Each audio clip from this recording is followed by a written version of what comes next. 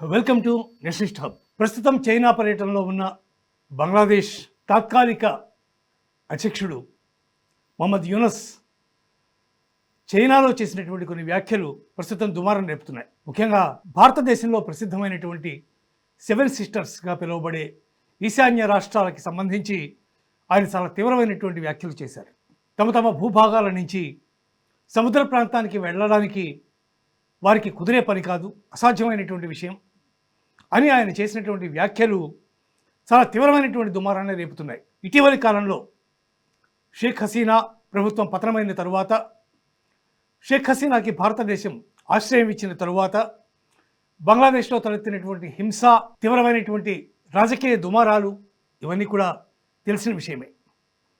ఇలాంటి నేపథ్యంలో అమెరికా నుంచి ఆర్థికపరమైనటువంటి సహాయం అందనటువంటి పరిస్థితిలో మొహమ్మద్ యూనస్ ప్రస్తుతం చైనాని దగ్గర చేసుకోవడానికి ప్రయత్నిస్తున్నారా, చైనా ప్రయోజనాల కోసం పనిచేయడానికి సిద్ధమవుతున్నారా అనేటటువంటి సందేహాలు కాదు, దాదాపు దాన్ని వాస్తవమే చెప్పాలి.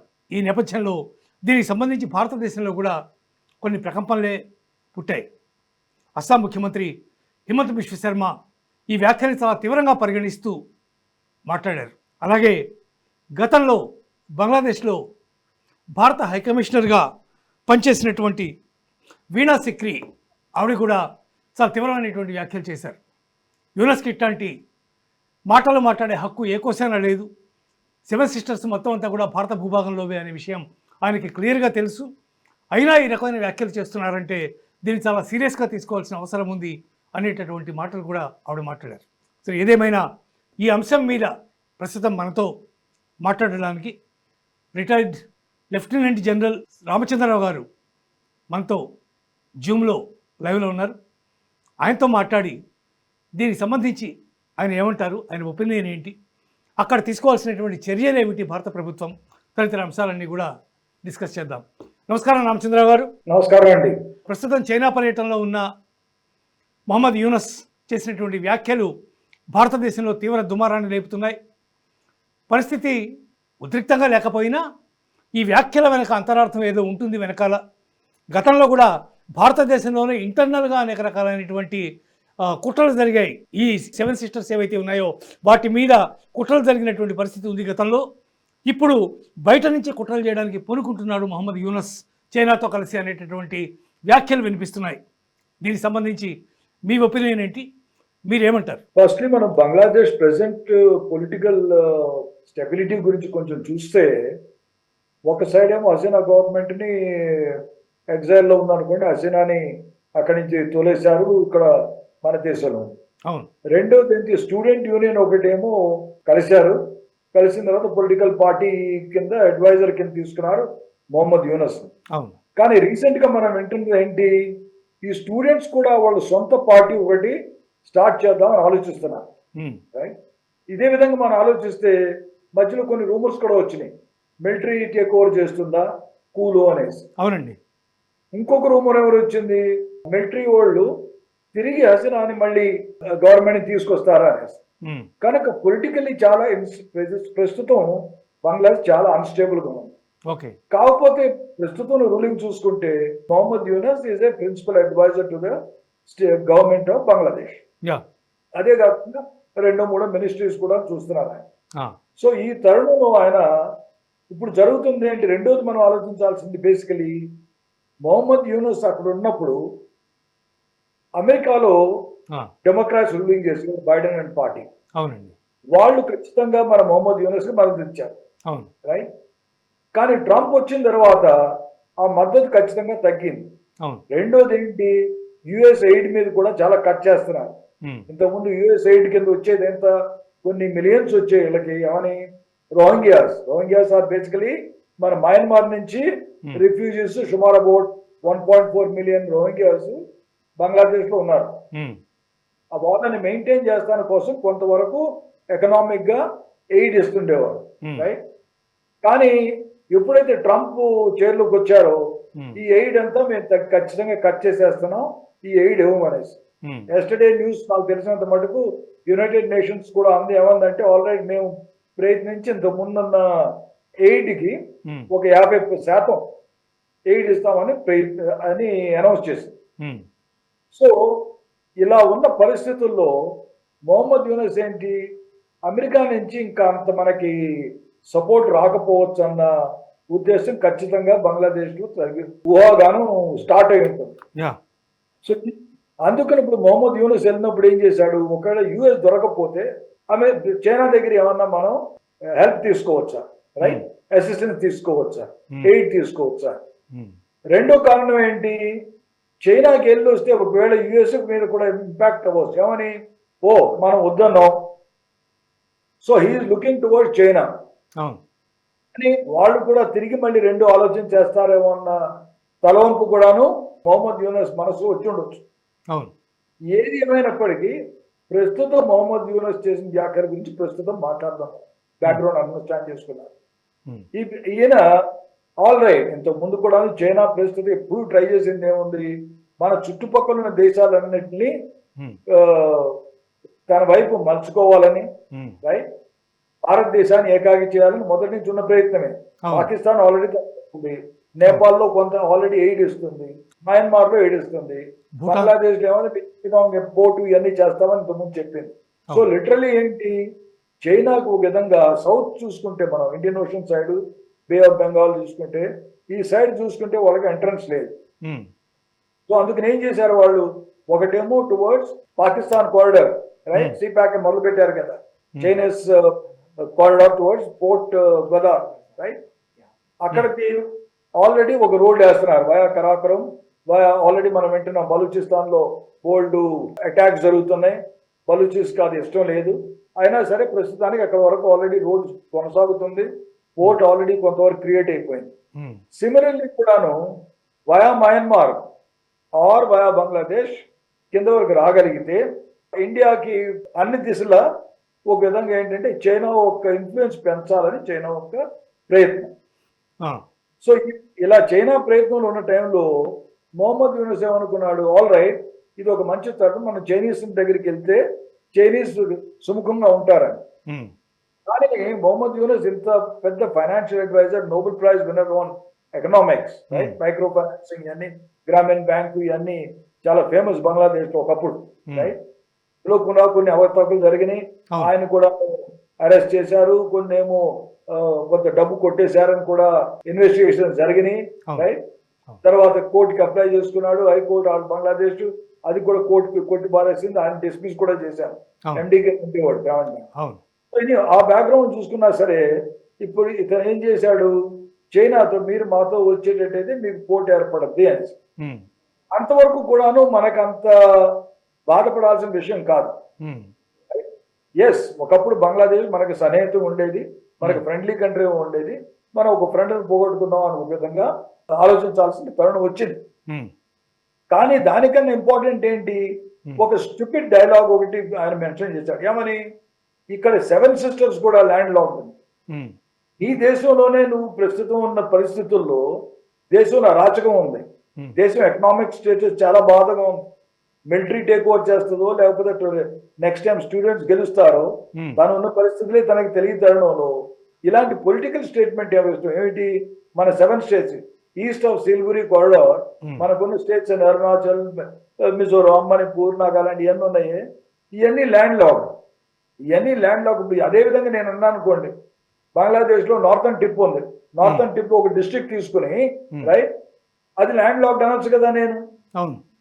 So it's a very stupid dialogue, man of his calibre, ఆయన అంత మేధావి తెలియగలవాడు కనుక ఇది కావాలనే మన దేశాన్ని రెచ్చగొట్టాలనే చేసిన కమెంట్. చికెన్ స్నాక్ అనేటటువంటి ఈ సిలిగురి కారిడార్ దగ్గర ఉన్నటువంటి ఈ చికెన్ స్నాక్ ఏదైతే ఉందో అది కారిడార్ ఏంటంటే ఇట్స్ వెరీ నారో కారిడార్. మన దురదృష్టం ఏంటంటే ఆ సిలిగురి కారిడార్ దగ్గర ఎప్పుడైతే మనం కాల్కటా దాటి ఈస్ట్ కి వెళ్తాము, జల్పాయిగురి ఆ దగ్గరికి వెళ్తాము, between Sikkim and the sea, ఈ మధ్యలో ఉన్న corridor is very narrow corridor, right. అది మన it's a very choke point. అక్కడ narrow corridor I think it's about nearly 25 miles or something, I'm not too sure. కానీ ఆ నారో కారిడార్ నుంచే మనకి మన ట్రైన్స్ వెళ్ళాల్సి వచ్చినా, రోడ్డు ఉన్నా సరే ఇవన్నీ, రైట్. కానీ ఆ కారిడార్ మనం జాగ్రత్తగా కాపాడాలని దీంట్లో మన defence forces deployment north of Siliguri corridor చాలా పెద్ద డిఫెన్స్ ఫోర్సెస్ అక్కడ డిప్లాయ్ అయినాయి. అవును. కనుక మనకి కొంతవరకు ఇది సెన్సిటివ్ కారిడార్ అన్న దీంతో మన డిప్లాయ్మెంట్స్ మాత్రం ఖచ్చితంగా ఆ కారిడార్ ని ఖచ్చితంగా సేఫ్టీగా చూసుకోవాలి. బై ఎయిర్ మనం ఆల్రెడీ కనెక్టెడ్, బై సీ కూడా మనం కనెక్ట్ చేసుకోవచ్చు, అంత ప్రాబ్లం ఏం కాదు. ఓకే సార్, ఒకవేళ కనుక ఈ చికెన్స్ నెక్ని కనుక ఓవర్లుక్ చేసేసి దీన్ని బైపాస్ చేసేసి రోడ్డు కానీ రైలు మార్గాలు కానీ వేసే అవకాశం అక్కడ ఏమైనా ఉందా? మీరు ఎప్పుడైనా ఆ ప్రాంతం విజిట్ చేశారా ఎప్పుడైనా? నేను ఉన్నానండి, నేను సిల్గురిలో ఉన్నాను. రైట్, తర్వాత ఏమో బీనాగురి అనేసి ఒక కంటోన్మెంట్ ఉంది అక్కడ, రైట్ న్యూ జల్పాయిగురి ఇంకా దాటి వెళ్ళిన తర్వాత సిక్కిం బోర్డర్ దగ్గరలో, నెంబర్ చెప్పను కానీ మన ఇన్ఫెంట్రీ డివిజన్ కూడా అక్కడ లొకేట్ ఉంది. తర్వాత ఫోర్సెస్ అక్కడ చాలా డిప్లాయిడ్ ఎక్స్ట్రాగానే ఉన్నాయి. 2 కారణాలకు ఉన్నాయి. ఒకటి సిల్గురి కారిడార్ ని ఎంత సేఫ్టీగా మనం చూసుకోవాలన్న కారణం ఒకటి. రెండోది, ఒకవేళ తిబెత్కు కావాల్సిన ఏమైనా అవసరం ఉంటే మనం ఏమైనా చేయగలం. అంతకుముందు మనం ప్యాక్ పెట్టుకున్నాం. ఒకవేళ అవసరం ఉంటే మేము వచ్చి కొన్ని రకాలుగా మీకు సలహా ఇస్తాం, అవసరం వస్తే మేము సైన్య సహాయం కూడా చేస్తామని దీంతో. కనుక మన స్థావరాలు ఉన్నాయి, డిఫెన్స్ కోర్ అవనండి, ఒక టోటల్ కోర్ హెడ్ క్వార్టర్స్ ఉన్నాయి ఆ చుట్టుపక్కలలోనే, రైట్. కనుక ఫోర్సెస్ సిలిగురి కారిడార్ జాగ్రత్తగా ఉంచడానికి ఖచ్చితంగా అప్రమత్తంగా ఉన్నాయి, వెరీ వెల్ డిప్లాయిడ్, రైట్. వాళ్ళు వచ్చి కట్ చేయలేరు అంతే. మనం అనుకుంటున్నాం ఏదో చాలా సన్న కారిడార్ వచ్చేసి నెక్ కట్ చేసేస్తాడు, ఇవన్నీ ఊరికే పైకి మాట్లాడేది, అంత ఈజీ కాదు.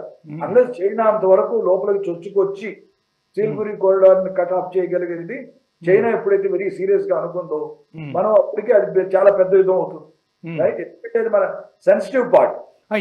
ఈవెన్ డోక్లాన్ దగ్గర కూడా వాళ్ళు ఏదో నిర్మాణాల రోడ్లు అవి స్టార్ట్ చేస్తే భారత్ దాన్ని అడ్డుకున్నటువంటి పరిస్థితి కూడా ఉంది. సిలిగురి కారిడార్ గురించి తర్వాత ఇంకా చైనాతో ఆ ఏరియాలో చాలా మనకి ఉన్నాయి. బ్రహ్మపుత్ర నది మీద డ్యామ్స్ కట్టడం గురించి ఇవన్నీ మనం గొడవ చేస్తానే ఉన్నాం. కానీ మనకి అక్కడ ఖచ్చితంగా రైల్ మార్గం క్లియర్ గా ఉంది, రోడ్డు ఉన్నాయి, and it is well defended. కనుక ఆఫ్టర్ ఆల్ బంగ్లాదేశ్ ఒక స్టేట్మెంట్ ఇస్తే మనకు గాబరాపడాల్సిన అవసరం లేదు. కానీ ఇది సదుద్దేశం కాదు, ఇది దురుద్దేశంతో మాట్లాడాడు, రైట్. ప్రేరేపించాలని మాట్లాడా అన్నది మనం ఆలోచించాలి. కనుక ఆల్రెడీ పీపుల్ జవాబు ఇస్తున్నారు. ఇప్పుడు ప్రస్తుతం మనం యాక్చువల్లీ చూసుకోవాలంటే బంగ్లాదేశ్ రిఫ్యూజీస్ మన దగ్గర ఎంత ఉన్నారు, సుమారు ఒక 2 మిలియన్ దాకా రిఫ్యూజీస్ ఉన్నారు, రైట్. మనం కూడా కొన్ని వాళ్ళని ట్రబుల్ చేయాలనుకుంటే తిరిగి పంపిస్తాం, మొదలు పెడతాం, వాళ్ళని ట్రేస్ చేయటం, రైట్. మనం ట్రబుల్ చేయొచ్చు, ఓకే. ఆల్రెడీ బంగ్లాదేశ్ లో వాళ్ళకు ఉన్న ప్రాబ్లమ్స్ వాళ్ళకు ఉన్నాయి. రోహింగ్యాస్, బర్మీస్ రోహింగ్యాస్ సుమారు ఒక 1.4 మిలియన్ రోహింగ్యాస్ శరణార్థులుగా బంగ్లాదేశ్ లో ఉన్నారు.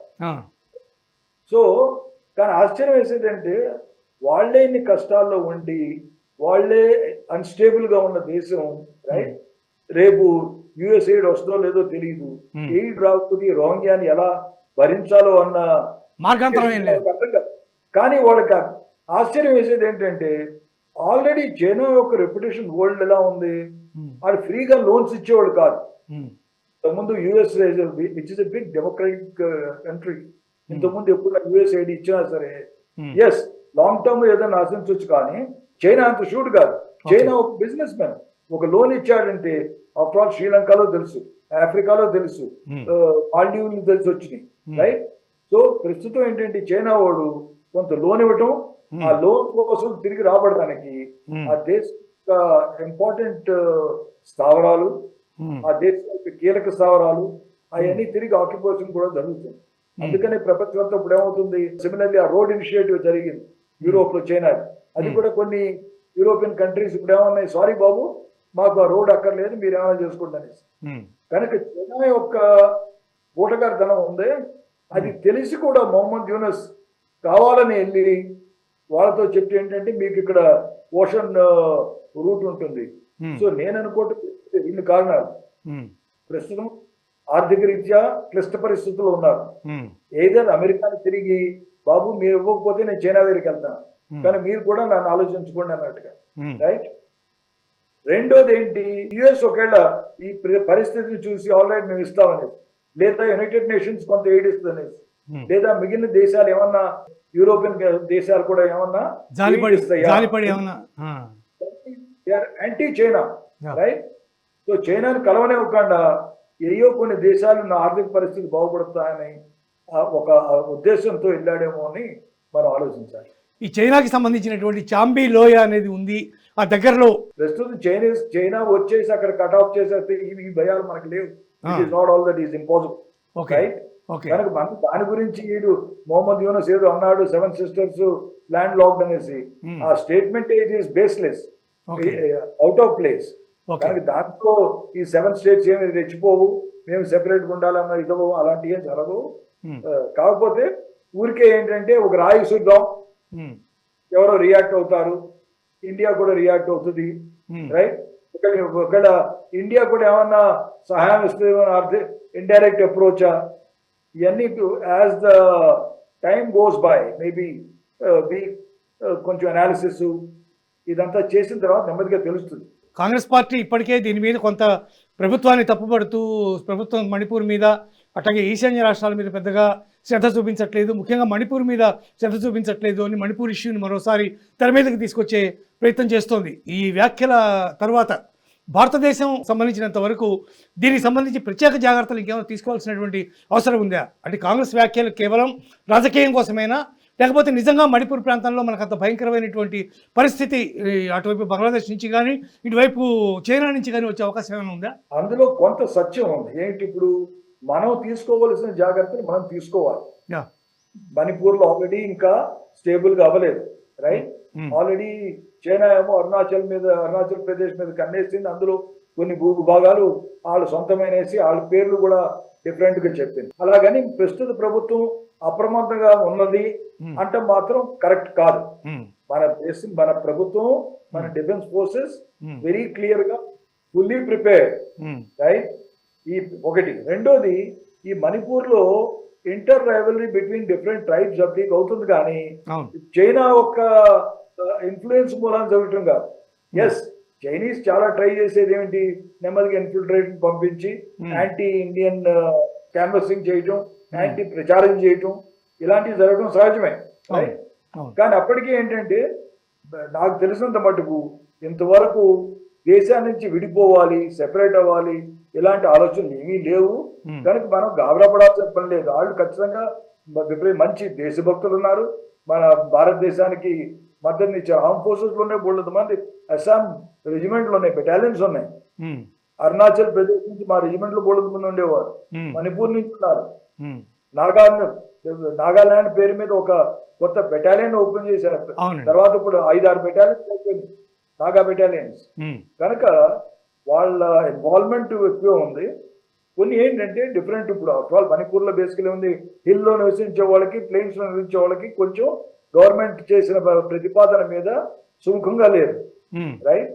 అది differences between the hill tribes and plains లో ఉండేవాళ్ళు.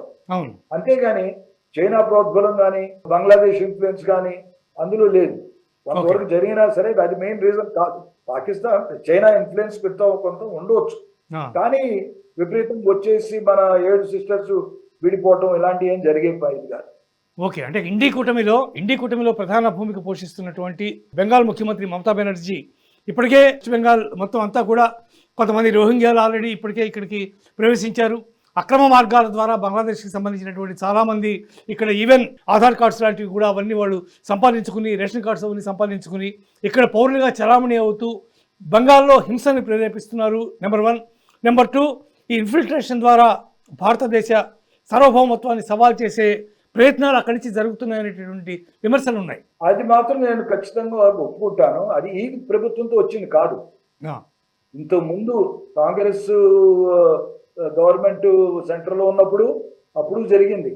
1971 బంగ్లాదేశ్ విభజన, ఈస్ట్ పాకిస్తాన్ వెస్ట్ పాకిస్తాన్ విభజన జరిగిన తర్వాత నుంచి కూడాను ఈ ఇమిగ్రెంట్స్ వస్తాం మొదలు పెట్టారు.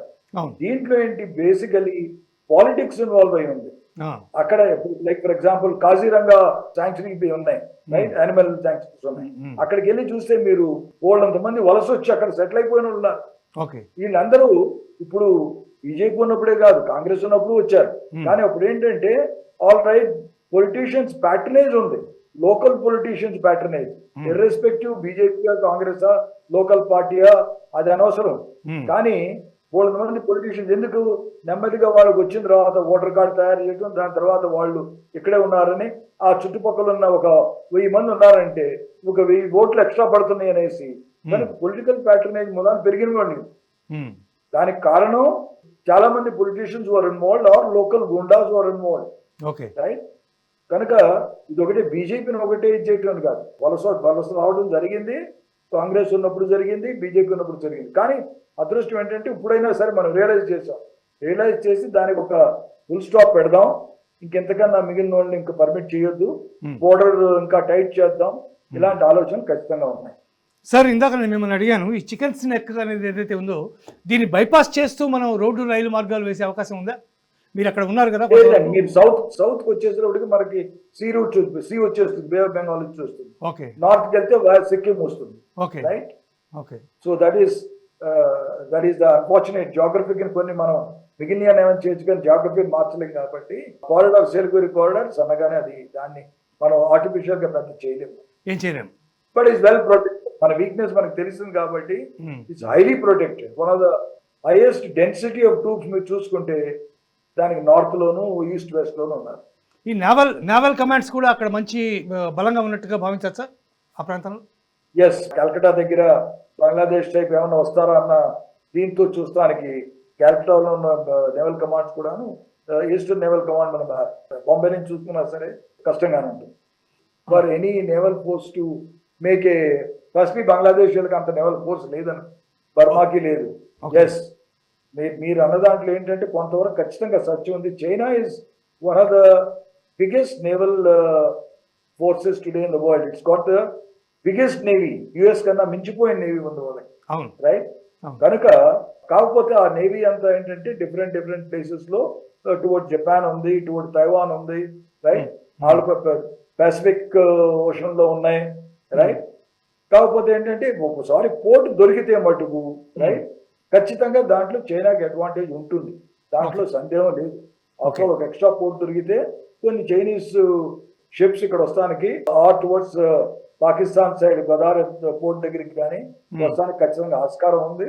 అవి ఎప్పుడైతే ఈ 2 పోర్టులు ఓపెన్ అవుతాయో ఇండియాకి మాత్రం కొంతవరకు ఖచ్చితంగా దానివల్ల ముప్పే కానీ దానివల్ల ఉపయోగం ఏం లేదు. సార్ మీ ఫైనల్ రిమార్క్స్ చెప్పండి. ఇవాళ ఇప్పుడు చేసినటువంటి యూనస్ చేసినటువంటి ఈ వ్యాఖ్యలు ఏవైతే ఉన్నాయో వీటిని కేవలం బెదిరింపులుగానే భావించాలా, లేక దీని మీద ప్రత్యేక శ్రద్ధ తీసుకుని మళ్ళీ ఏదన్నా ఈ చైనాతో కుమ్మక్కై చేస్తున్నాడు కాబట్టి దీన్ని చాలా సీరియస్గా తీసుకోవాల్సినటువంటి అవసరం ఉందంటారు? నేను అనుకోండి మొహమ్మద్ యూనస్ చేసిన దీనికి కారణాలు 3. ఒకటి ఎయిదర్ చైనా నుంచి ఆశించి వెళ్ళటం, ఎందుకంటే వాళ్ళు ప్రస్తున్న ఆర్థిక పరిస్థితి చాలా ఘోరంగా ఉంది కనుక చైనా నుంచి ఏమన్నా దొరుకుద్దా అని వెళ్ళాడు. కొన్ని అగ్రిమెంట్స్ 6-7 అగ్రిమెంట్స్ కొన్ని సంతకం పెట్టారు. రైట్. కానీ ఇంతవరకు యాక్చువల్ లోన్ ఏ విధంగా ఇస్తున్నారా, ఏమేంటి అగ్రిమెంట్ జరిగినాయి ఆ డీటెయిల్స్ ఇంకా బయటపడలేదు. రెండోది ఏంటి, ఆల్రెడీ యుఎస్ సెడ్ మేము యుఎస్ ఎయిడ్ కట్ చేస్తున్నాం. ఇండైరెక్ట్ గా యుఎస్ అని బెదిరిస్తే ఏంటంటే మీరు యుఎస్ ఎయిడ్ కట్ చేస్తే మేము మీ అపోనెంట్ ఉన్నాడు కదా, మీకు అడ్వర్సరీ ఉన్నాడే, మీతో ఛాలెంజ్ చేసే సూపర్ పవర్ ఉంది, చైనా దగ్గరికి మేము వెళ్తాం. సో దానివల్ల ఒకవేళ యుఎస్ మళ్ళీ రెండోసారి ఆలోచించుకుని ఆల్ రైట్ మేము ఎంతో కొంత ఎయిడ్ ఇస్తామన్న డైరెక్ట్ అప్రోచ్ కింద చేసుకుండొచ్చు. To blackmail US. To blackmail you use the correct word. Directly indirectly to blackmail US. If you are not supporting me, నేను చైనాకి వెళ్తున్నాను కనుక మీరు ఇస్తారా అని. థర్డ్ దిస్ థింగ్ ఏంటంటే వీళ్ళిద్దరితోనూ ఎయిడ్ కోసం వెళ్తున్నాడు. యునైటెడ్ నేషన్స్ కూడా బయటకు వచ్చి all right European countries of all world over, European union తీసుకోండి, యుఎస్ తీసుకోండి, western countries most of them do not want influence of China to enlarge, including Australia కూడా రావచ్చు. Right. So all these people will be anti China. So ఎవరో కూడా వస్తాడు అన్న ఆలోచనతో బయటపడ్డాడని నేను అనుకుంటాను. అంతేగాని క్లియర్ కట్ గా అంత దమ్ములు లేవు ఇండియాని సవాల్ చేస్తానికి కానీ, ఇండియన్ కారిడార్ని సవాల్ చేస్తానికి కానీ. ఊరికే ఒక స్టేట్మెంట్ వదులుదాం, ఎవరన్నా ఏమైనా రియాక్ట్ అవుతారు, నాకు ఎంతో కొంత ఎయిడ్ దొరుకుద్ది. కొంతమంది భయంతోనూ, కొంతమంది జాగ్రత్తతోనూ, కొంతమంది బ్లాక్మెయిల్ అయ్యి కానీ, కొంతమంది అనవసరంగా చైనీస్ ఇన్ఫ్లుయెన్స్లోకి వెళ్ళిపోతాడు, అది అవాయిడ్ చేద్దామని ఏదో విధంగా కొంత ఆర్థిక సహాయం దొరుకుద్దని నేను అనుకోవటం ఈ స్టేట్మెంట్ ఇచ్చారు. Thank you so much sir. Ramachandra Rao గారి మాటలు విన్న తర్వాత ప్రధానంగా మొహమ్మద్ యూనస్ చేసినటువంటి ఈ వ్యాఖ్యలు భారతదేశాన్ని థ్రెటన్ చేసేవిగా ఏమాత్రం లేవు. కేవలం తన యొక్క స్వార్థ ప్రయోజనాల కోసం, ఒకటి ఎయిడ్ ఆపేసినటువంటి అమెరికాని బెదిరించడం కోసం, నెంబర్ 2 చైనాని ప్లీజ్ చేయడం ద్వారా చైనా దగ్గర నుంచి కొంత ఫండింగ్ సంపాదించడం కోసం చేస్తున్నటువంటి ప్రయత్నాలే తప్ప ఈ వ్యాఖ్యను అంత సీరియస్గా తీసుకోవాల్సినటువంటి అవసరం లేదు. అక్కడ భారత నేవీ కానీ, భారత ఆర్మీ కానీ, భారత వైమానిక దళం కానీ అవన్నీ కూడా చాలా పటిష్టంగా ఉన్నాయి. అందువల్ల అది సెన్సిటివ్ ఏరియా, సిలిగురి ప్రాంతం అయినప్పటికీ కూడా అన్ని రకాల జాగ్రత్తలు భారత ప్రభుత్వం తీసుకుంటోంది. కేవలం ఒక మణిపూర్ ఇష్యూలోనే ఇంకా కొంత జాగ్రత్త వహించవలసి ఉంది అని ఆయన చెప్తున్నారు.